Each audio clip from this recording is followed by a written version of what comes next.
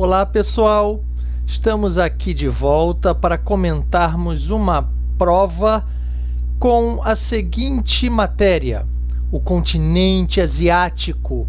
Veja bem, é o continente que tem a maior quantidade de informações, a maior quantidade de recordes, onde é o mais alto no mundo, na Ásia, onde é mais baixo no mundo, na Ásia. Se você quiser assistir essa aula melhor, você procure aqui no meu canal o continente asiático, onde tem mais pessoas no mundo e por aí vai. Bom, então vamos ver como é que fica isso numa prova.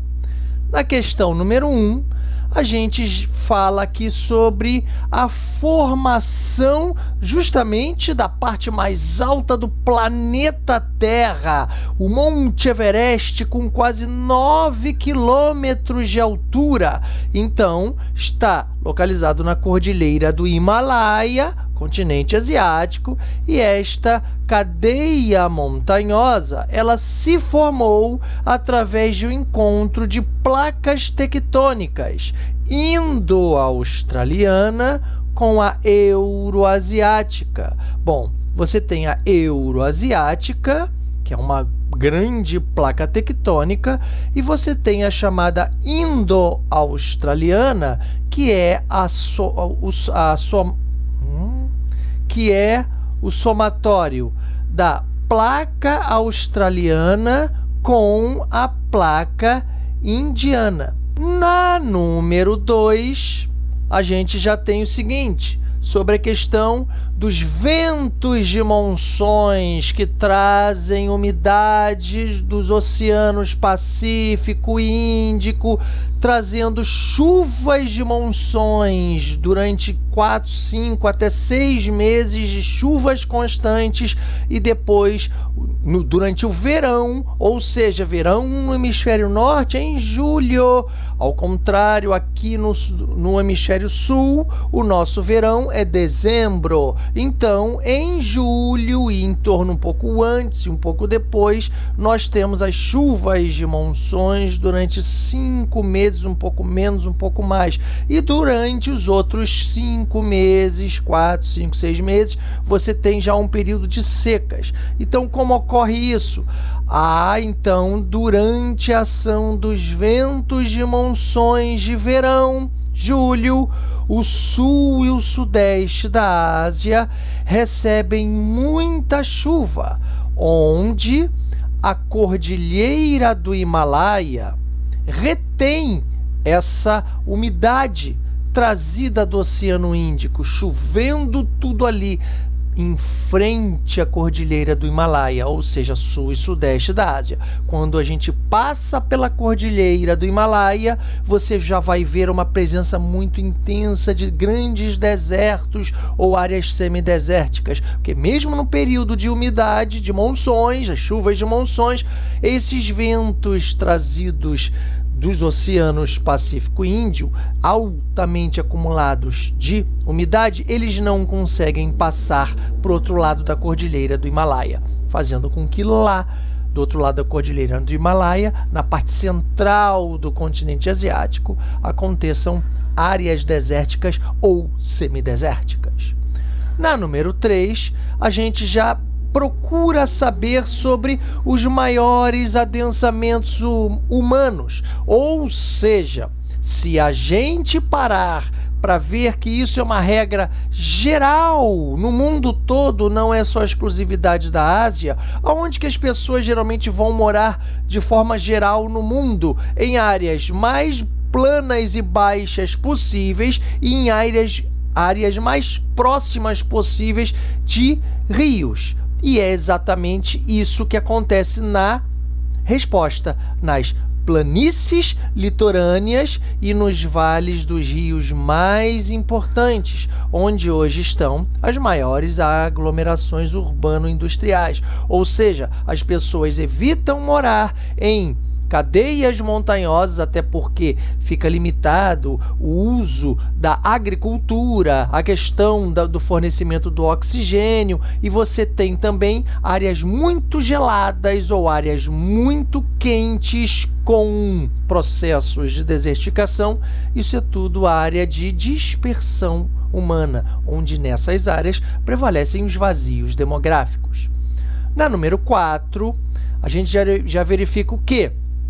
Aqui tem uma pergunta sobre 2 países que têm uma carência humana muito grande, ou seja, índices baixos de IDH, ou seja, o Índice de Desenvolvimento Humano. E dentre esses países, com certeza, são Síria e Afeganistão.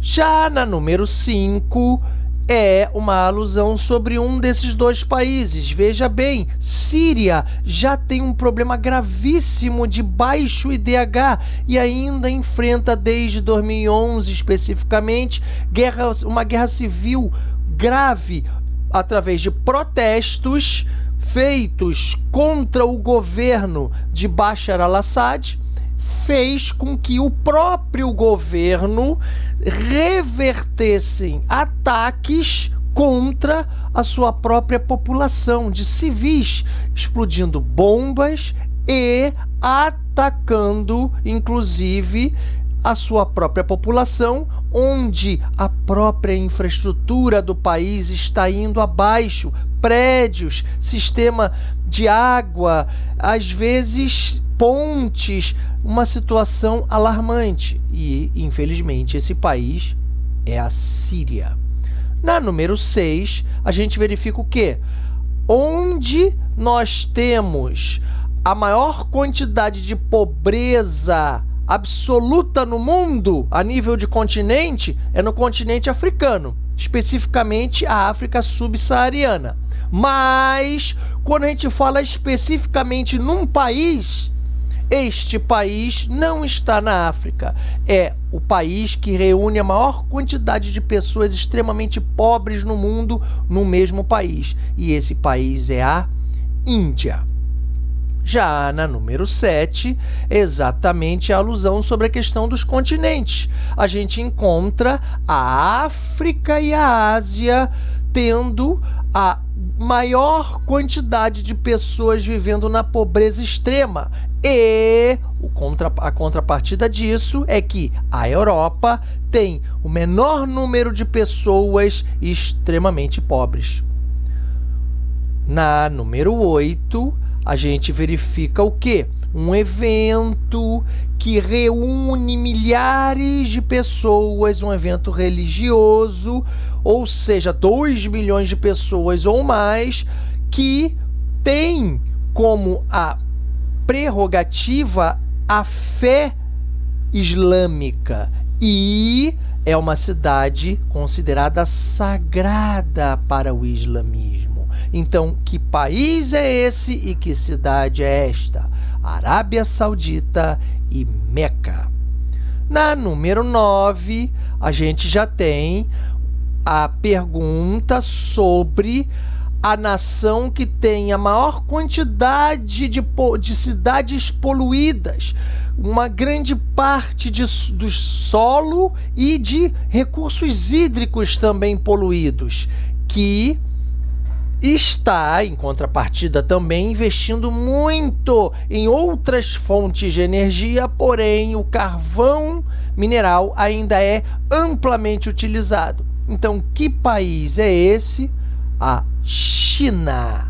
E para terminar, a número 10 é para você completar. O maior produtor mundial de petróleo, a pessoa acha que é a Arábia Saudita. Não é. O maior produtor mundial de petróleo é a Rússia.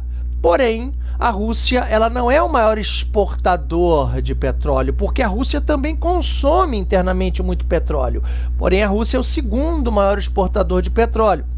A Arábia Saudita é o segundo maior produtor de petróleo, porém é o maior exportador mundial deste produto. Então, a gente vai encontrar aqui a Rússia como o maior produtor mundial de petróleo, e o segundo maior exportador, a Arábia Saudita, o segundo maior produtor em 2017, continua assim, e o maior exportador de petróleo. Para quem não sabe também, a Rússia não é membro da OPEP, mas a Arábia Saudita sim. Então, qual é a resposta correta? A sequência: Rússia, Arábia Saudita, Rússia, Arábia Saudita. E assim, simplesmente, a gente chega ao fim desse comentário de uma prova sobre o continente asiático a nível de 9º ano. Fiquem com Deus. Até a próxima, pessoal. Tchau, tchau.